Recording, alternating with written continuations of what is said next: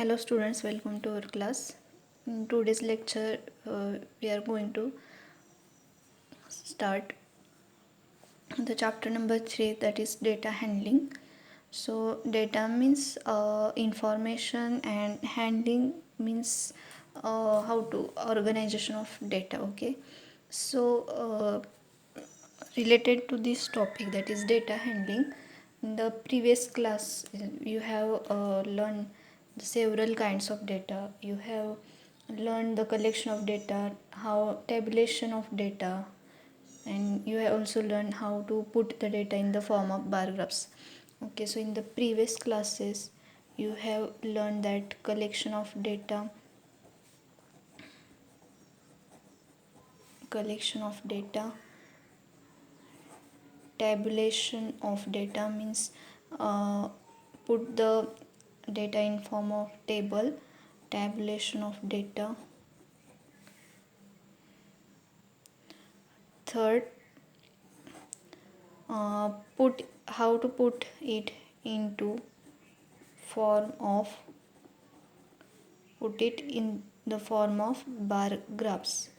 Okay, you have learned this part in previous class. Okay, collection of data, tabulation of data, put it in the form of bar graphs. Okay, so what is data? We know data means the information that we collected for any purpose. Okay, so the data means information. Okay, so the collection, recording of data, and presentation of data.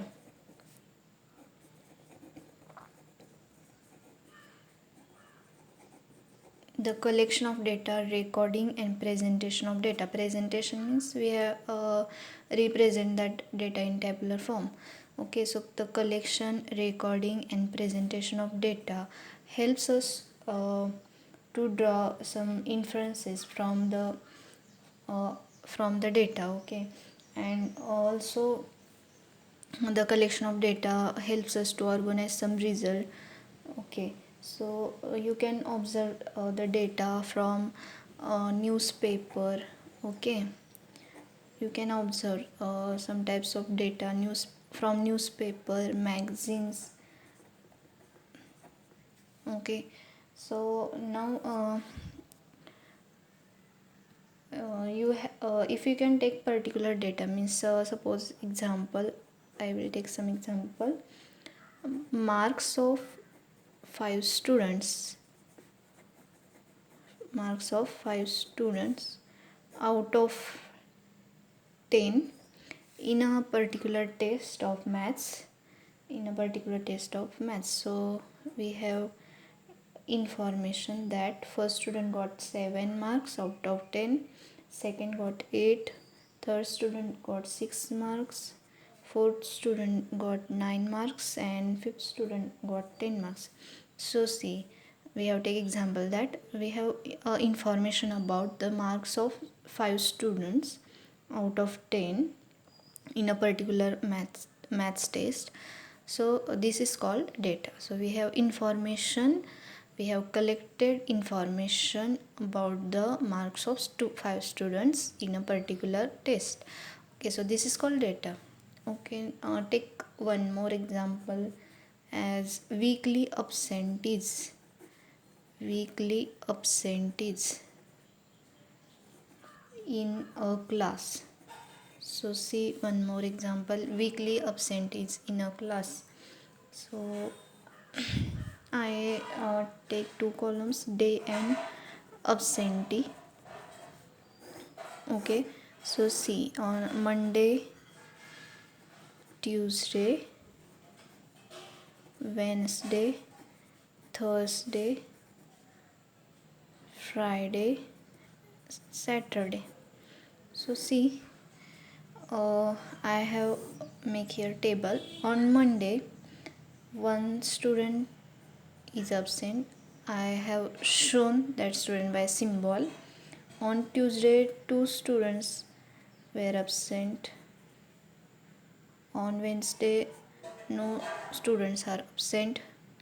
On Thursday, one student absent. On Friday, two students absent. On Saturday, means at the end of the week, there are many absentees. See, there are 4 students are absent. So see, we have information about weekly absentees in a class, weekly absentees of student in a class. So see, on Monday one student, on Tuesday 2, Wednesday there is no student who will absent, on Thursday 1, at the end of the week there are more absentees like 4. So see, this is also called a data. This is called a data. This is called data. Means data means what? Information that we have collected for any purpose. So this is also information, this is also information. Okay, so these are the examples of data. Okay, now we are move towards the next point, that is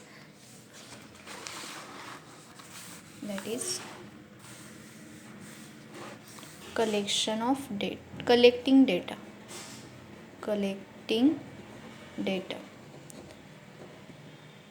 So how to collect the data? Okay, so how to collect the data? So if a given information may not give you a specific result related to the data, okay, means what given information, the information that you have collected, if it may not give you a specific information related to data, means for example, see again this example. So see, we have this data, okay, this collected information. So by this data we only know that absentee of student on each day. Okay, by this data we don't know how many students are present in each day. No. Okay, also we don't know that total number of students are absent in a week. Okay, so by this data we only know that number of students absent on each day. We don't know for any other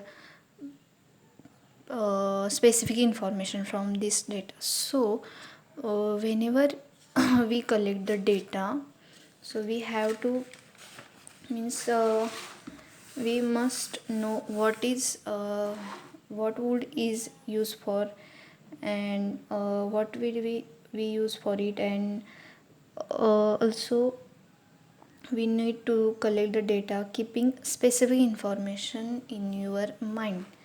Okay, means if you take absentees here, if you take absentees day wise, okay, so here we know only the absentees of students in a particular day. So therefore before collecting the data we should know whether it gives the particular information related to the data. And so for this we need to collect the data. We need to collect the data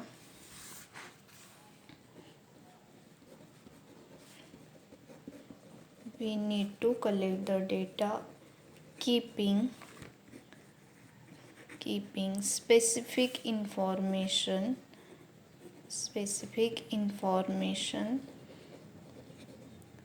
in your mind. Okay, now before collecting data we need to know we need to know what would we use it for.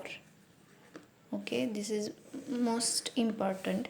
We need to know what would we use it for. Okay, so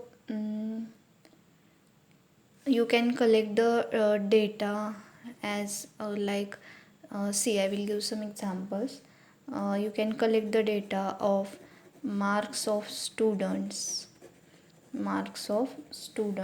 in a particular subject.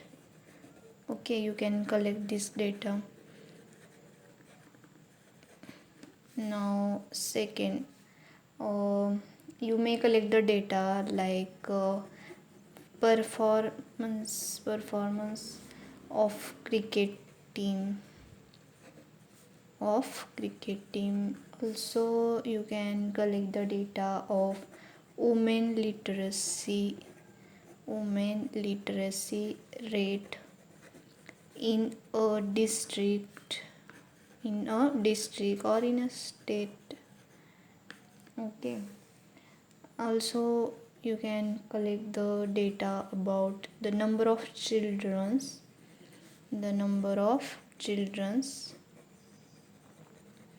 below age of 15 years in your village. Okay, so you can collect that type of data, means marks of student in a particular subject. You can collect this data, performances of cricket team, also women literacy rate in a district or in a state. So the we have to collect the data that which gives you a specific information. Okay, so you can collect that type of data. So whatever you collect the data should reflect the specific information. Okay, so by this you can collect the data. Now our next point is organization of data. So how to organize data and why we organize the data. So see, you can the data collected, means what data you have collected, that need to arrange in a proper way. Okay, so whatever data you have collected, that needs to arrange in a proper way. And to arrange in a proper way means what, we have to organize the data in tabular form. And you have learned in previous class also how to organize data. So the data collected needs to be organized in a proper table so that it becomes easy to understand and interpret. So organization of data, the most important is the data that which you have collected needs to be organized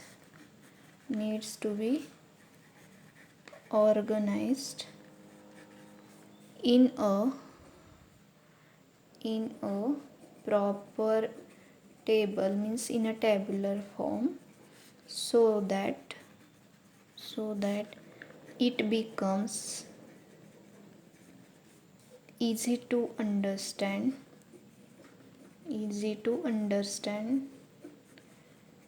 and interpret.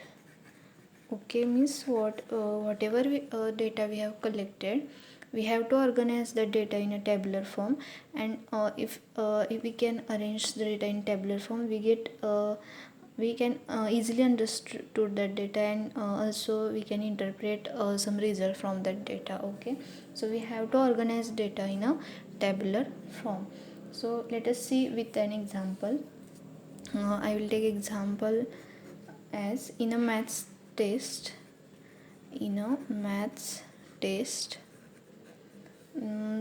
Marks of 6 students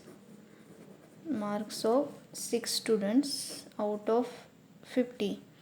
Marks of 6 students out of 50. So I have information that first student got 35 marks, second student got 45, third got 40. See, we have the marks of 6 students, 1 2 3 4 5 6 out of 50 in a particular math test. So a test. So see, we have this data. Now we have to we don't get information by this data, so we have to organize that data in a tabular form. So organization of data is most important. So we have to organize this data in tabular form to get a to interpret some results. So by this data we don't know which particular student got how many marks, so that's why we need to arrange this data in a tabular form. See, I will arrange this data in tabular form. Now you can arrange this data as, first of all, use serial number. There are 6 students, 1 2 3 4 5 and 6. Okay, here students, and here marks. Okay, so here by this information we can't we don't know which particular student got how many marks. So to get that information, we organize that data in tabular form. So first column is serial number, then students, and then marks. So I will give some names. So Sandeep, so first student got 35 marks. I have given name her, his to Sandeep. Okay, now second Swati. So second student got 45 marks. Third one is Neha. You can take any name, okay, just to understood. Neha got 40 marks. Fourth student is Ramesh, 30 marks. Fifth student is Uday, got 48 marks.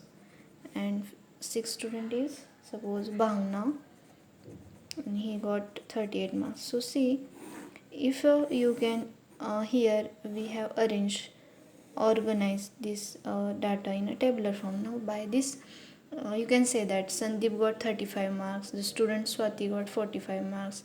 Okay, see, by this information we did not say who, which student, particular student got how many marks. Now by this information you can say that which student got how many marks. So Sandeep got 35, Ramesh got 30. Okay, again to know which particular student okay, to know that which particular student got maximum marks, which particular student got lowest mark, if you want to know about it, so for that you have to write this table in ascending order or descending order. Okay, in ascending order or descending order. Okay, means you want some more information that which particular student got maximum mark and which particular student got minimum marks. And to get that information you have to organize this table in ascending order or descending. So I will write this table in another way, actually in ascending or descending. So I will write that table in ascending order. Here serial number 1 2 3 4 5 6, students, and marks. So I write that table in ascending order. So to write ascending you must have to write student of lowest mark. So see here 30 is the lowest mark here. Okay, so Ramesh got 30, so I will write here Ramesh 30. After 30 there is 35, so Sandeep got 35, so I will write Sandeep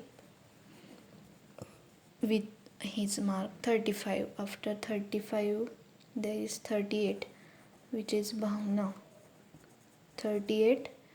Next 40, Neha got 40.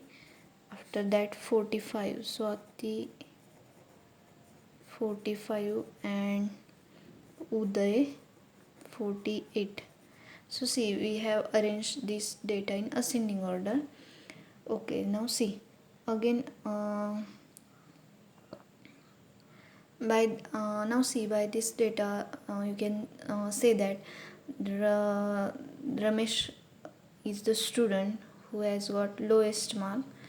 Uday is the student who has got highest marks.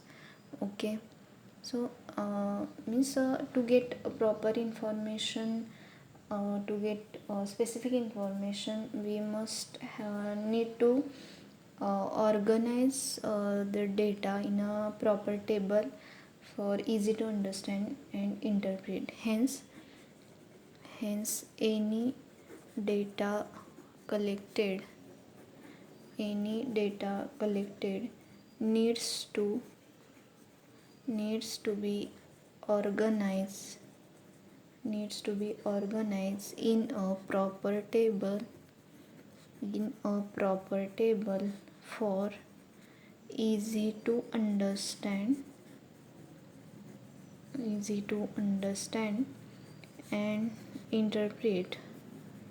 Okay, so in this lecture I have explained how to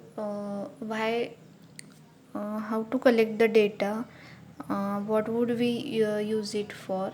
We need to know what would we use it for. Also organization of data, we have to organize data in proper table to get specific information and easy to understand and interpret some result.